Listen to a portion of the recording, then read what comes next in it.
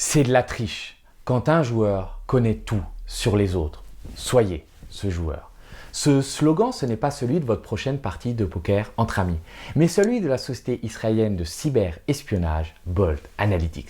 Alors, ça vous dit sans doute rien comme ça, Bolt Analytics, mais l'entreprise dont je vais vous parler aujourd'hui est l'une des startups les plus puissantes, les plus secrètes et les plus dangereuses de ce bas monde.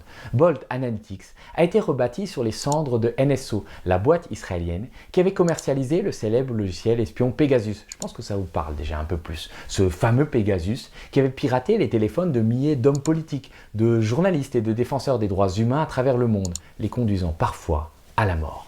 Et ce que je vous révèle en exclusivité, c'est comment Bolt Analytics, créé par un proche du Premier ministre israélien Benjamin Netanyahou, qui s'appelle Shlomi Fogel, retenez bien ce nom, marche sur les traces de son prédécesseur NSO et de son tristement célèbre bébé Pegasus. Depuis 2 ans, Bolt propose ou même vend ses logiciels d'espionnage du même acabit, qui sont baptisés Robin et Toucan, à des régimes africains souvent proches de la France, le Sénégal, le Bénin, la Côte d'Ivoire, le Cameroun ou encore la République démocratique du Congo. Et si vous restez jusqu'à la fin de cette vidéo, je vais même vous montrer des captures d'écran d'une surveillance menée par les nouvelles autorités sénégalaises grâce au logiciel Robin vendu par Bolt.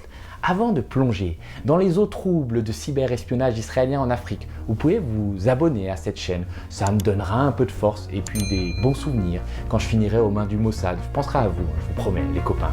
Chronique de France-Afrique, d'Israël-Afrique, où je vous révèle l'existence du successeur de Pegasus pour surveiller l'Afrique. C'est parti.